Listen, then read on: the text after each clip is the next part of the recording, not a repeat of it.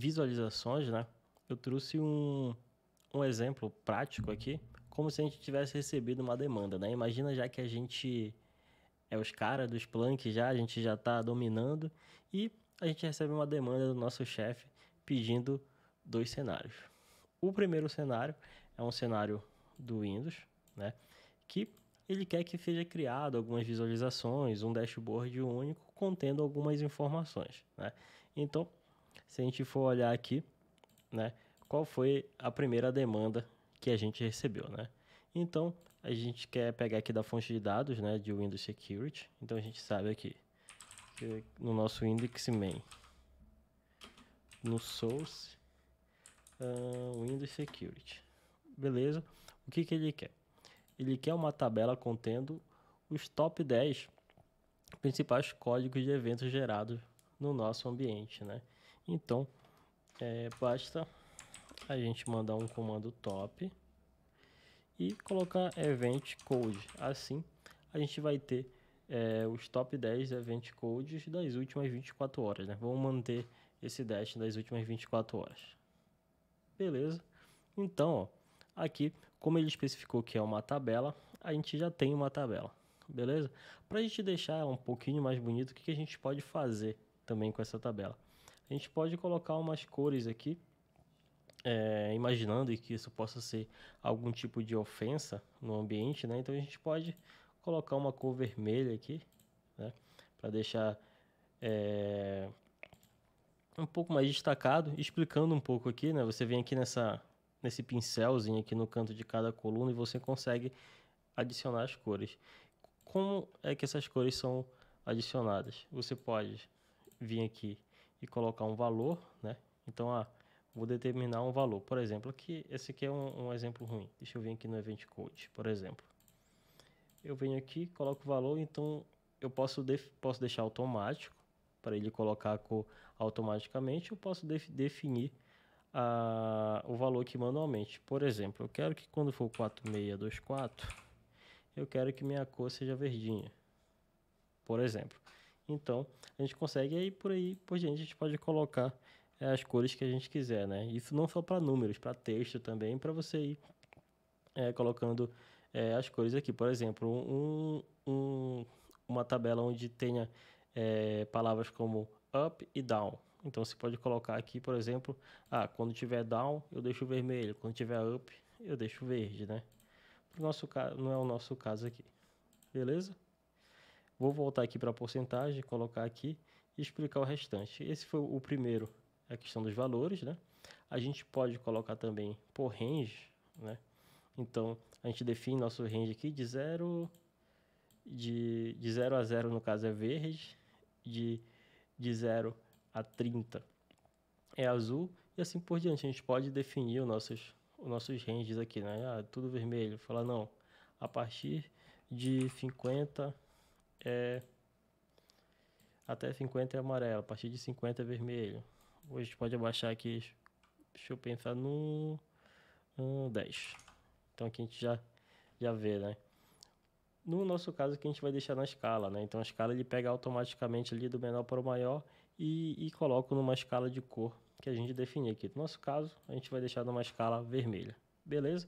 Então, para essa primeira demanda aqui, o nosso painel está pronto, né? Agora a gente vai salvar esse painel dentro de um dashboard com outros painéis. No caso, como esse aqui vai ser o primeiro, a gente vai vir aqui em Salve As e vai aqui em New Dashboard.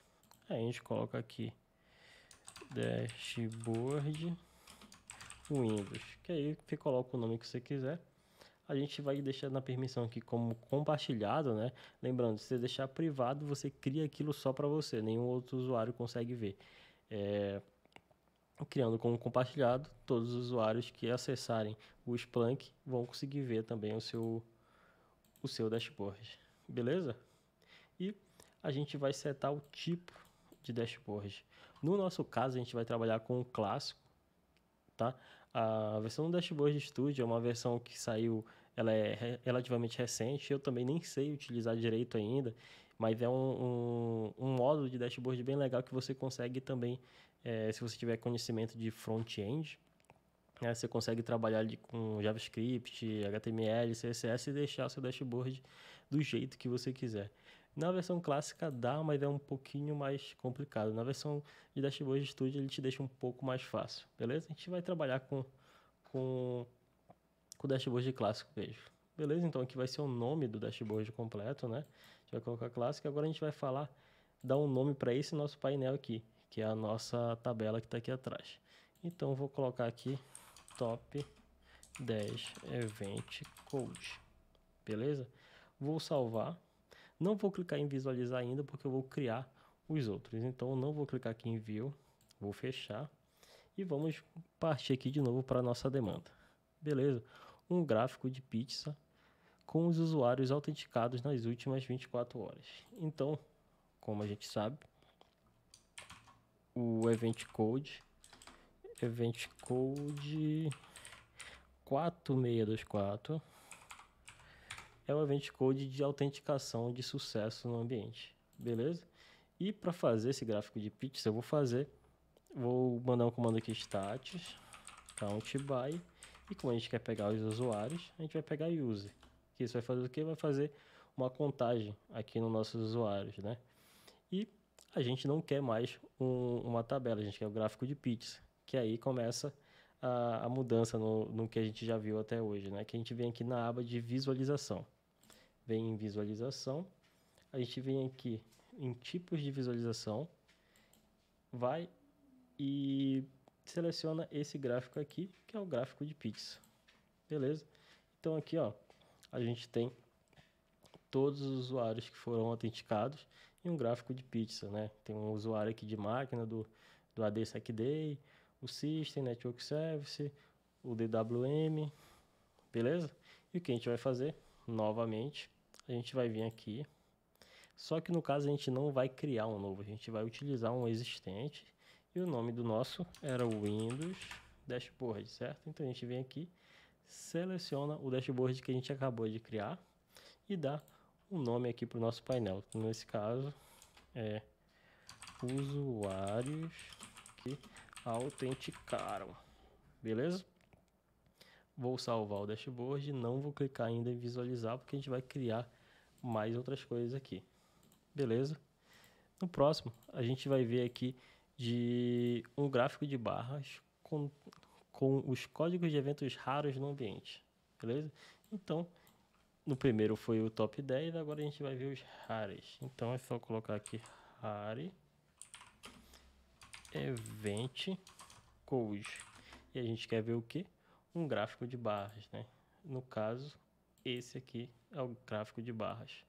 Então, aqui no gráfico de barras, a gente vai ver que tem a estatística, né, dos raros, dos 10 raros event codes que foram no nosso ambiente. E a gente coloca aqui num gráfico de barra. Para a gente explorar um pouco mais sobre esses dashboards, a gente pode vir aqui em Format. A gente tem algumas opções. Por exemplo, a gente pode deixar eles em multissérie, né? No caso aqui não se aplica, né? A gente vai ver um pouco nos próximos aqui, por exemplo, de PFSense, que a gente dá para fazer com multissérie.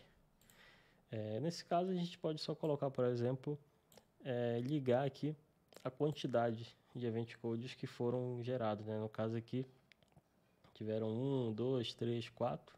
Por enquanto, deixa isso mesmo. A gente pode mudar a legenda aqui, então esse count pode sair daqui, pode ir para cima, né, para o top. Ou a gente pode deixar ele como um bottom. Deixa aqui como um bottom. Beleza, a gente não vai mexer muito não. A gente pode vir aqui de novo. Existe o Windows Dashboard. E para esse a gente vai colocar rare event code. Ok. Não vai para visualização. E agora a gente vai ver aqui um gráfico de colunas com a linha do tempo dos eventos recebidos aqui em Windows Security. Para a gente fazer uma estatística de tempo, existe o comando time chart. Time chart. E o que a gente quer fazer? A gente quer fazer a contagem de eventos, né? Então, time chart count. Aqui ele gera, né, nossa estatística, mas a gente pode pular aqui para visualização e mudar aqui para gráfico de barras, né? No caso aqui, como eu acabei praticamente de ligar o Splunk, né? Então ele tem pouca coisa que ele não vai preencher toda a timeline. Beleza? Então, a gente vai vir aqui, novamente, salvar. Colocar aqui como dashboard de Density, Windows, dashboard e colocar o nome aqui de timeline. Agora sim a gente vai ver como o nosso dashboard ficou, né? Eu vou clicar com Ctrl aqui para abrir uma nova tela, uma nova aba no caso. E esse é o nosso painel contendo todas as nossas informações, né? Na próxima aula a gente vai ver como é que a gente customiza aqui, adiciona token, a gente pode criar um botão aqui para a gente colocar o time que a gente quer, para deixar esse dashboard interativo. Por enquanto vamos criar. O próximo dashboard aqui, no caso a gente já matou aqui, né, o dashboard de Windows, agora vamos ver o de pfSense. Beleza? No caso aqui, os meus dados de pfSense tá com source type igual pfSense asterístico. Puxar aqui nas últimas 24 horas. Beleza. Também acabei de ligar o pfSense, por isso que tem poucos dados. E o que a gente quer ver primeiro? Um gráfico de área com a linha do tempo das conexões bloqueadas no pfSense. Então a gente quer as conexões bloqueadas, né? Então a gente vem aqui, coloca em verbose e a gente vê aqui, pega o campo action, seta blocked e eu quero fazer um gráfico de área com as conexões bloqueadas, né? Cadê? Só confirmar aqui um gráfico de área com a linha do tempo. Então a gente vai utilizar um time chart count, porque a gente já está filtrando aqui por todos que foram bloqueados. Seta aqui. Então aqui a gente tem já a nossa linha do tempo e nosso gráfico de área vai ser esse aqui. Nesse caso a gente pode deixar só o mínimo e o máximo aqui, que fica mais visível, né? Não fica com tanto lixo. A gente vai salvar como um dashboard de novo, a gente coloca aqui pfSense dashboard. Deixa como compartilhado, coloca classic, nesse caso timeline. Deixa como timeline blocked. Timeline blocked. Salva aqui. Não vai para o gráfico ainda. A gente vai ver agora um gráfico único, né? Então um single value, né? O tipo do gráfico, com a porcentagem de conexões bloqueadas nas últimas horas. Então, no caso, o comando aqui vai ser o mesmo, só que o tipo de visualização vai ser diferente, vai ser esse aqui. E olha que da hora. A gente consegue ver aqui tipo uma linha do tempo nesse tipo de dashboard aqui de single value. A gente pode colocar um span aqui para ele quebrar em janelas de 1 hora. Beleza? Então aqui ele vai quebrar em janelas de 1 hora. Deixa um pouco melhor. E o que a gente não está fazendo aqui, ó? Ele pediu aqui, no caso, para ver a porcentagem. E onde é que está a porcentagem aqui? Não tem, né? No caso, para esse single value aqui, a gente consegue vir aqui em format e a gente muda para percent. E agora a gente tem a porcentagem da última hora, né? Então na última hora subiu 30% as conexões bloqueadas. E o que a gente pode fazer também? A gente pode adicionar uma cor aqui, né? Então para cor a gente tem aqui por valores, né? Então a gente pode setar aqui um range de valores e setar a cor para cada range, ou a gente pode trabalhar com as trends aqui, se é para cima, se é para baixo. Então no meu caso eu vou deixar aqui com esse estilo aqui e vou colocar quando a seta estiver para cima é vermelha, quando estiver para baixo é verde. Beleza? Vou vir aqui, salvar no dashboard existente, né? Então a gente vem aqui em existe dashboard, pfSense, coloca aqui e para esse aqui coloca blocked. Beleza? Salva aqui, fecha. E por último, a gente quer criar também um mapa com os destinos que foram bloqueados, né? Então, para esse caso, a gente mantém aqui o action igual a blocked, né? Que a gente está fazendo um gráfico de conexões bloqueadas. E o que eu preciso? Existe um comando. Primeiro eu vou tabelar aqui para ficar mais visível para vocês. Table, se eu não me engano é dest IP. Deixa eu ver se é dest IP. É dest IP. Beleza, esses aqui foram os destinos que receberam bloqueio, né? E o que a gente consegue fazer? Existe um comando chamado IP location, que eu vou executar agora, e vocês vão ver que esses dados aqui, ele vai pegar todos os dados de geolocalização desses nossos IPs aqui de destino, beleza? Os que não tem, como IP privado, ele vai ficar vazio, né? Vai ficar sem nada. E a gente utiliza o IP location assim, ó, IP location mais o campo de IP que a gente quer, que no caso é o IP de destino.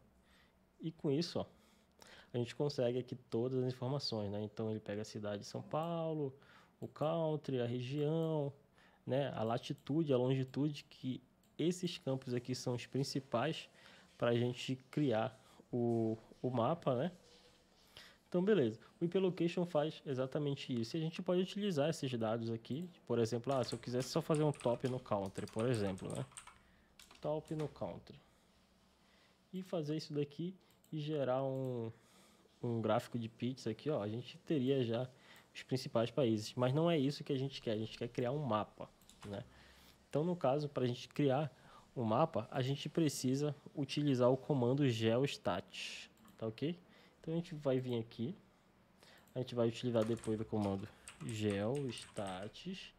E o que a gente precisa? Literalmente o que ele já nos deu aqui. Ele coloca aqui, ó. Você tem dois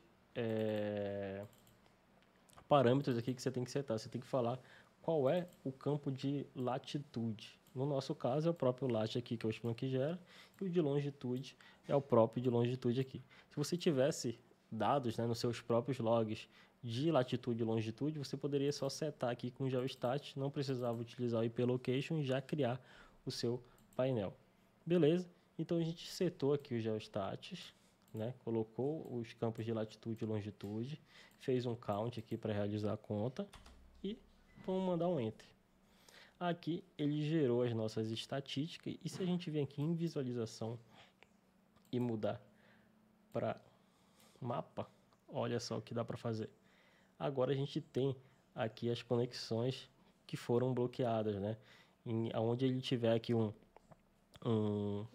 círculo maior, né? É onde teve mais bloqueio, não tiver menor, ele teve menos bloqueio. E o que dá para fazer também? Dá para utilizar mapas via API também, né? No nosso caso, eu vou utilizar aqui o mapa do Google, do próprio Google Maps, para não utilizar esse aqui da Splunk, tá? Então a gente pode vir aqui, ó, a gente vem aqui em Format, a gente vem aqui em Tiles, eu acho que é assim que fala. Se a gente colocar o URL aqui do Google, né? Na verdade tem um HTTPS aqui e olha só, a gente fica com o nosso painel igualzinho o Google Maps, beleza? Para criar o dashboard eu não vou utilizar o Google Maps, eu vou deixar aqui o do próprio Splunk mesmo, mas é para vocês saberem que dá e é bem legal, tá? E a gente vai vir aqui, salvar em um painel existente, pfSense, dashboard, e a gente vai colocar aqui mapa de conexões bloqueadas. Salvar. Agora sim a gente vai ver o painel como é que ficou. E olha só o nosso painel. Painel aí bonitão, mostrando aqui as conexões bloqueadas, né? E pro próxima aula, eu vou mostrar para vocês como é que a gente consegue customizar esses painel de forma aí que a gente consegue interagir com ele em tempo real, né? Não necessariamente a gente precisa ficar fazendo pesquisa, a gente pode criar aqui alguns botões, algumas coisas legais que vai facilitar a nossa vida. Então, até a próxima aula, pessoal.